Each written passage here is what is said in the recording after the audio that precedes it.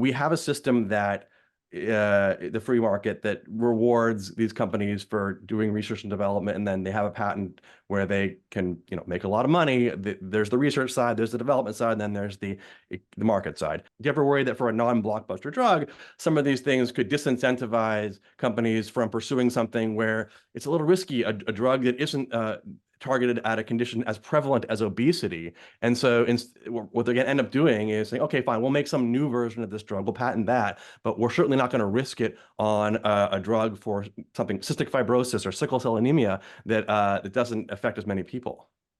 We're certainly aware of the ways that promoting the rules of open, fair competition is actually a key ingredient for allowing those incentives to basically be aligned with what's good for the public. And just to give you an example here, last year, the FTC sued to stop Sanofi from getting exclusive access to Maze's drugs for Pompe disease. So Pompe disease, really awful disease that affects a whole set of Americans that end up being dependent on a particular drug. Right now, Sanofi has had a monopoly on these Pompe disease drugs. Americans are, routinely charged hundreds of thousands of dollars for a course of treatment.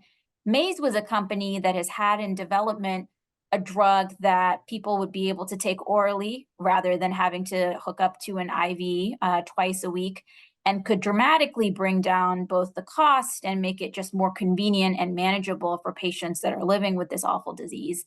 And we wanted to make sure that Maze is able to actually bring its products and its drugs to market. And we worried that if instead the existing monopolist was allowed to get exclusive access to these drugs, that monopolists would have an incentive to not have this new drug cannibalize its existing very lucrative sales. And so that's why we blocked that merger, to make sure that Maze is still able to come to market and make sure that patients are ultimately able to benefit from that. So it's really about making sure that the incentives that companies are facing in the market are lining up with what is best for the public, and oftentimes having different channels of access to the market is oftentimes critical. And so, we just wanted to make sure that Sanofi wasn't going to spike a new drug to protect its own monopoly. And so the antitrust laws were really focused on promoting innovation and promoting more innovative drugs coming to market. All right, so that makes sense. You're trying to basically uphold antitrust. I'm not a lawyer, but I understand what that means.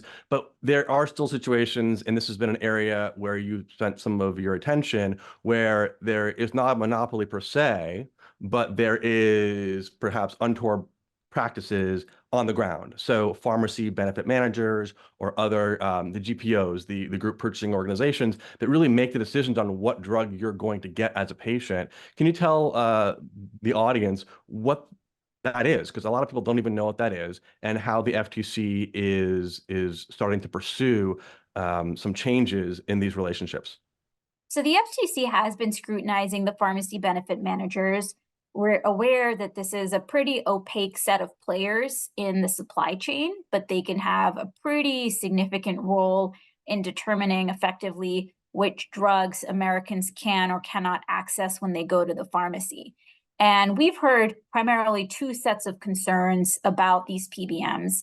One is a concern that the rebate system between the PBMs and the drug manufacturers, where the drug manufacturers have to pay rebates to the PBMs to get access to certain formularies, there's a concern that those rebates could be effectively incentivizing the PBMs to put on the formulary the drugs that are most lucrative, which may be high-cost branded drugs rather than generics. And so again, even if the patent system is working so that you're getting generics ultimately onto the market, if Americans can ultimately not access those generics because the PBM is getting a bigger rebate on a branded drug, that's a problem. And so we're scrutinizing those sets of practices. We've also heard concerns that independent pharmacies, who are oftentimes having to do business with these PBMs, may be subject to all sorts of fees and potentially arbitrary practices that are squeezing them and potentially contributing to their going out of business. We've also seen over the last couple of decades, the PBMs both horizontally concentrate but also vertically integrate. So some of these PBMs have, for example, their own mail order pharmacy. And so we hear concerns from independent pharmacists that there may be some steering or some conflicts of interest embedded in this vertically integrated structure. So those are some of the practices that we've publicly shared we're looking at. All right, and I do want to touch on some of the work related to private equity and private equity's interplay with the healthcare sector. In particular, and there's been a lot of coverage about the FTC suing over anesthesia-related monopolies, and we could talk about that. But I'm wondering if you spent a lot of time thinking about the nursing home industry, and because this seems like an area where there is room for improvement. And just in terms of best practices, and I wouldn't say collusion, but just a sense that there's not really a race to the top. Sometimes it feels like there's a race to the bottom. Is this on your radar? I'm so glad you raised this because we've heard a ton of concern from healthcare workers about the incursion of private equity into all sorts of areas within healthcare. We've also seen a whole set of empirical research studying what's happened when private equity has entered some of these specialties. There was this famous paper that found that after private equity entities bought out nursing homes, the mortality rate actually increased, resulting in thousands of excess deaths that correlated with private equity entering. So that's concerning. We also have heard concerns from doctors about how after private equity has entered, that they've imposed all sorts of quotas and all sorts of financial metrics that have resulted in doctors not being able to best serve their patients, and has actually led to the degradation of healthcare for patients. So that's something that we're concerned about. We are also looking at serial acquisitions. And so instances where you see private equity companies making a whole set of acquisitions, each one of which may be relatively small, but in the aggregate, they can roll up a market. And so the lawsuit that the FTC filed last year against US anesthesiology partners found that basically this private equity firm, Welsh Carson, had gone and bought out some of the largest anesthesiology providers in Texas. And then after consolidating that power, jacked up the price. And so you had Texas patients and businesses paying millions and millions of dollars more for anesthesiology after these roll-ups. There's no doubt that private investment can be an important source of capital, but we need to make sure we're understanding what are the underlying incentives. Is this a private equity firm, an investment that's going to be contributing to the competitive health and make more competitive some of these underlying assets? Or is this a firm that's focused on the strip and flip type model where you're buying out these assets, stripping them of value, and making them less competitive over the long term in ways that's going to be bad for healthcare workers and patients alike? The FTC is not really the largest federal agency out there. It's kind of scrappy. It's got 1,000 employees or so. Is your approach here like, okay, let's file some lawsuits and hope people go away? I mean, how can you walk and chew bubblegum this many times? What's the strategy to take on all of this plus everything else you're doing outside of healthcare?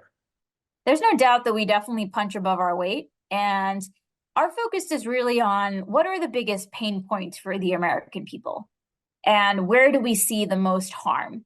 There's no doubt that healthcare is a major area where all too often people feel like they're not getting a fair shake.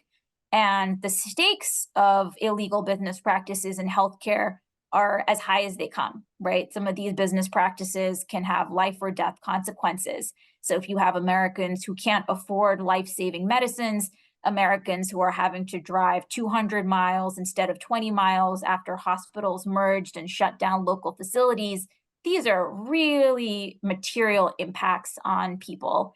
And as sometimes the FTC sometimes gets tagged as being primarily focused on high tech markets and digital markets, but healthcare is really the top of our agenda. And it's been a big area of focus for me to hear directly from people in the field.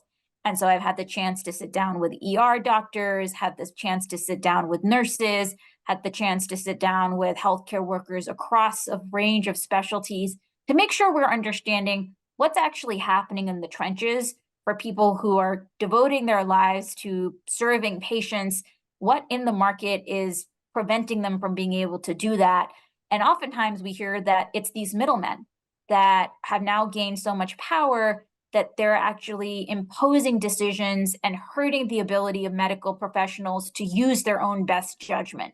And that's been a really interesting theme across the board, be it concerns about PBMs or private equity. All right. Last thing, which is why is Amherst College such a terrible school? And why is Williams such a superior academic institution? Well, look, in this job, I believe in competition. And so, encourage the healthy rivalry. All right, go Leafs. All right, Chair Khan, thank you so much for sharing your views on MedPage today. Thanks so much. Thank you.